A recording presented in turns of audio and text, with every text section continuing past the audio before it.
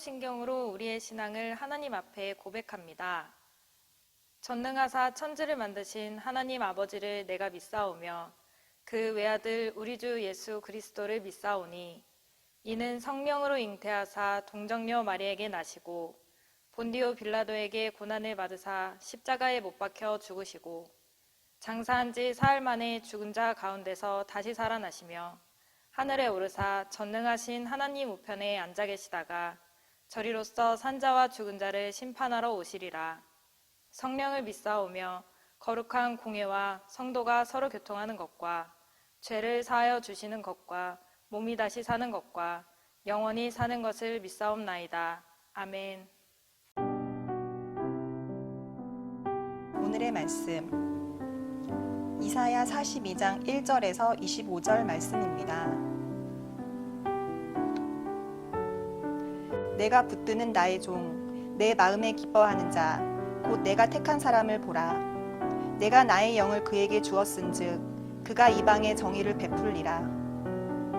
그는 외치지 아니하며 목소리를 높이지 아니하며 그 소리를 거리에 들리게 하지 아니하며 상한 갈대를 꺾지 아니하며 꺼져가는 등불을 끄지 아니하고 진실로 정의를 시행할 것이며 그는 쇠하지 아니하며 낙담하지 아니하고 세상에 정의를 세우기에 이르리니 섬들이 그 교훈을 앙망하리라. 하늘을 창조하여 펴시고 땅과 그 소산을 내시며 땅 위의 백성에게 호흡을 주시며 땅에 행하는 자에게 영을 주시는 하나님 여호와께서 이같이 말씀하시되 나 여호와가 의로 너를 불렀은즉 내가 내 손을 잡아 너를 보호하며 너를 세워 백성의 언약과 이방의 빛이 되게 하리니 내가 눈먼 자들의 눈을 밝히며 갇힌 자를 감옥에서 이끌어내며 흑암에 앉은 자를 감방에서 나오게 하리라. 나는 여호와이니 이는 내 이름이라. 나는 내 영광을 다른 자에게 내 찬송을 우상에게 주지 아니하리라.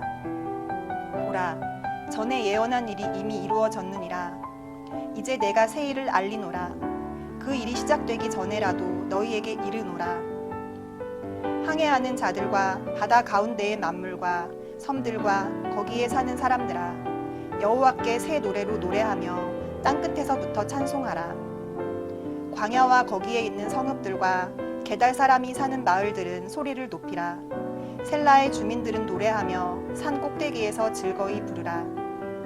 여호와께 영광을 돌리며 섬들 중에서 그의 찬송을 전할지어다. 여호와께서 용사같이 나가시며 전사같이 분발하여 외쳐 크게 부르시며 그 대적을 크게 치시리로다. 내가 오랫동안 조용하며 잠잠하고 참았으나 내가 해산하는 여인같이 부르짖으리니 숨이 차서 심히 헐떡일 것이라. 내가 산들과 언덕들을 황폐하게 하며 그 모든 초목들을 마르게 하며 강들이 섬이 되게 하며 못들을 마르게 할 것이며 내가 맹인들을 그들이 알지 못하는 길로 이끌며 그들이 알지 못하는 지름길로 인도하며 암흑이 그 앞에서 광명이 되게 하며 굽은 데를 곱게 할 것이라. 내가 이 일을 행하여 그들을 버리지 아니하리니 조각한 우상을 의지하며 부어 만든 우상을 향하여 너희는 우리의 신이라 하는 자는 물리침을 받아 크게 수치를 당하리라. 너희 못 듣는 자들아 들으라. 너희 맹인들아 밝히 보라. 맹인이 누구냐? 내 종이 아니냐? 누가 내가 보내는 내 사자같이 못 듣는 자겠느냐? 누가 내게 충성된 자같이 맹인이겠느냐? 누가 여호와의 종같이 맹인이겠느냐? 내가 많은 것을 볼지라도 유의하지 아니하며 귀가 열려 있을지라도 듣지 아니하는도다. 여호와께서 그의 의로 말미암아 기쁨으로 교훈을 크게 하며 존귀하게 하려 하셨으나 이 백성이 도둑 맞으며 탈취를 당하며 다 불 속에 잡히며 옥에 갇히도다. 모략을 당하되 구할 자가 없고 탈취를 당하되 되돌려 주라 말할 자가 없도다. 너희 중에 누가 이 일에 귀를 기울이겠느냐? 누가 뒤에 올 일을 삼가 듣겠느냐? 야곱이 탈취를 당하게 하신 자가 누구냐? 이스라엘을 약탈자들에게 넘기신 자가 누구냐? 여호와가 아니시냐? 우리가 그에게 범죄하였도다. 그들이 그의 길로 다니기를 원하지 아니하며 그의 교훈을 순종하지 아니하였도다. 그러므로 여호와께서 맹렬한 진노와 전쟁의 위력을 이스라엘에게 쏟아 부으심에 그 사방에서 불타오르나 깨닫지 못하며 몸이 타나 마음에 두지 아니하는도다. 오늘 말씀 1절에서 9절을 중심으로 살펴보기를 원합니다. 오늘 본문에서 하나님께서는 자신의 종을 소개하십니다. 사실 본문에서 이 종이 누구인지에 대해서는 언급하고 있지 않지만 우리는 누구인지 다 알고 있죠. 바로 예수님을 이야기하는 것입니다. 구약시대의 예언자 이사야에게 예언의 말씀을 주시는 것입니다. 장차 신약시대에 오실 메시아, 바로 예수님에 대한 메시지를 미리 말씀해 주시는 것입니다. 오늘 본문을 통해서 예수님이 어떤 분이신지, 하나님께서 직접 소개해 주시는 예수님의 정체에 대해서 함께 나누도록 하겠습니다. 1절입니다. 내가 붙드는 나의 종, 내 마음에 기뻐하는 자, 곧 내가 택한 사람을 보라. 하나님은 예수님을 자신이 붙드시는 자라고 설명합니다. 하나님께서 지속적으로 보호하시는 분이라는 것입니다. 또 자신의 마음에 기뻐하는 자라고 말씀합니다. 마치 아버지가 아들을 바라보는 것과 같은 것이죠. 너무나도 사랑스러운 존재인 것입니다. 또 내가 택한 사람이다 라고 하나님은 예수님을 소개하십니다. 하나님과 친밀한 관계를 알 수가 있는 것이죠. 하나님께서 소개하시는 종은 자신의 의도와 목적에 따라 선택한 자라는 것입니다. 그렇게 자신의 목적에 맞게 선택한 자인 예수님께서 사명을 잘 감당할 수 있도록 하나님께서는 자신의 영을 부어주십니다. 1절 하반절입니다. 내가 나의 영을 그에게 주었은즉 그가 이방에 정의를 베풀리라. 자신의 영을 주었다는 것은 자신과 동일한 권세와 능력을 주셨다는 것입니다. 자신이 부여한 임무인 사명을 잘 감당하게 하기 위함이죠. 그 사명은 바로 이방에 정의를 베푸는 것입니다. 이스라엘을 넘어 다른 민족과 온 세계 열방을 향해서도 하나님의 정의가 베풀어지기를 원하신 것입니다. 그 정의가 온 인류에게 전해지기를 원하셨던 것이죠. 그런데 그 정의를 실현하는 방식이 세상의 방법과는 전혀 다릅니다. 2절입니다. 그는 외치지 아니하며 목소리를 높이지 아니하며 그 소리를 거리에 들리게 하지 아니하며. 세상의 권력자들은 자신의 목적을 달성하기 위해 권력을 이용합니다.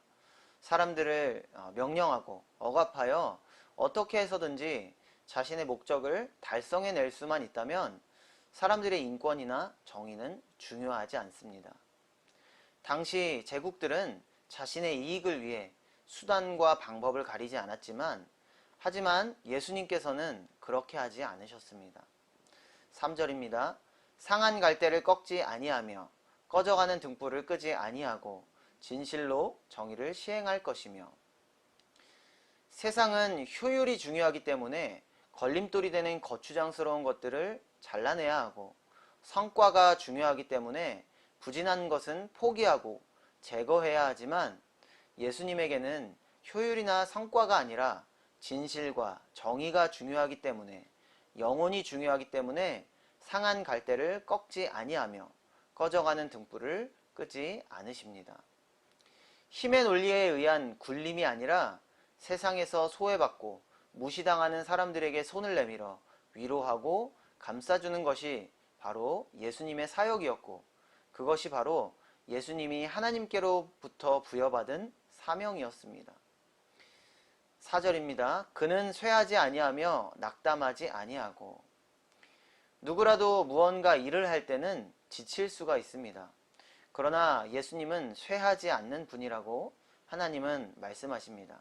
모든 사역을 친히 감당하실 수 있는 분이라는 것이죠. 또 4절 하반절입니다. 섬들이 그 교훈을 앙망하리라.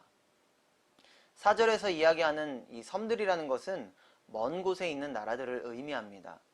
예수님이 전해주시는 진리의 말씀이 이스라엘 백성뿐만 아니라 먼 나라들에게까지도 온 세계와 열방에 전해져 그 말씀으로 인하여 칭송을 받게 될 것이라는 말입니다. 또 6절입니다. 나 여호와가 의로 너를 불렀은즉 내가 내 손을 잡아 너를 보호하며 너를 세워 백성의 언약과 이방의 빛이 되게 하리니. 6절의 말씀은 앞서 1절의 내용과 비슷한 구절입니다. 예수님을 부르신 분, 즉 예수님을 선택하신 분이 바로 여호와 하나님이심을 확증해 주십니다. 그분께서 예수님의 손을 붙잡아 주실 것이고 보호해 주실 것이며 이방의 빛으로 세워 주실 것이라고 다시 한번 말씀해 주십니다. 이렇게 또 반복하여 같은 내용을 상기시키는 이유는 무엇일까요? 바로 강조하는 것이죠. 성경에서 뿐만 아니라 우리가 말을 할 때도 계속해서 반복하는 것은 그것을 강조하려는 그런 의도가 있습니다. 예수님을 부르시고 붙잡아 주시고 보호해 주시고 세워주시는 분이 여호와 하나님이심을 강조하여 예수님의 권위와 직분 그리고 거룩성을 확실히 독자들로 하여금 인지하도록 하게 하기 위함입니다. 예수님은 세상의 왕들이 부른 것이 아닙니다. 예수님은 세상의 사람들이 세운 것도 아닙니다. 예수님을 따르는 무리들이 예수님을 보호해 주는 것도 아니죠.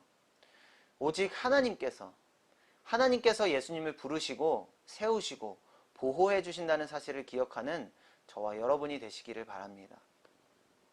7절에 예수님을 부르신 궁극적인 목적이 나옵니다. 7절입니다.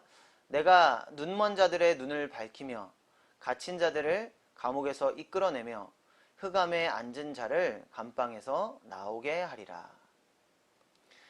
눈먼 자들의 눈을 밝히는 것, 갇힌 자들을 감옥에서 이끌어내는 것, 흑암에 앉은 자를 감방에서 나오게 하는 것이 예수님을 부르신 목적이라는 것입니다. 바로 구원을 이야기하는 것이죠. 구원. 앞서 1절과 4절에서 말씀한 정의를 베풀고 정의를 세우는 것은 바로 구원을 말하는 것입니다.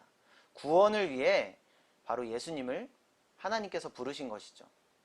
7절에서 언급하고 있는 눈먼 자, 갇힌 자, 흑암에 앉은 자는 세상의 힘의 논리로 따지자면 별로 쓸모없는 자들, 포기해야 되는, 제거해야 하는 그러한 자들입니다. 하지만 예수님은 어떤 분이신가요? 3절에 이렇게 말씀하죠. 상한 갈대를 꺾지 아니하며 꺼져가는 등불을 끄지 아니하는 그러한 분이 바로 예수님이십니다. 세상의 기준과는 전혀 다른 기준을 가지고 세상에서 소외된 복음이 필요한 자들의 구원을 위해 하나님의 부르심을 예수님께서 받은 것입니다. 9절입니다. 보라, 전에 예언할 일이 이미 이루어졌느니라.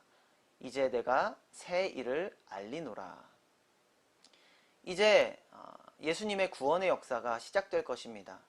하나님께서 예언하셨던 모든 일이 이루어졌던 것처럼 신약 시대에 예수님은 이 땅에 오셔서 구원 역사를 완성하십니다. 오늘 말씀에서 예수님이 하나님으로부터 부르심을 받은 이유는 다른 것이 아니라 바로 구원 때문입니다. 바로 나를 구원하시기 위함입니다. 영화 같은 데 보면 어떤 큰 프로젝트를 성공시키기 위해서 해결사를 고용하는 것을 본 적이 있으실 것입니다. 예수님은 하나님의 해결사였습니다. 온 인류의 구원의 문제를 해결할 해결사이신 것이죠. 요한복음 14장 6절에는 이렇게 기록합니다. 예수께서 이르시되 내가 곧 길이요 진리요 생명이니 나로 말미암지 않고는 아버지께로 올 자가 없느니라.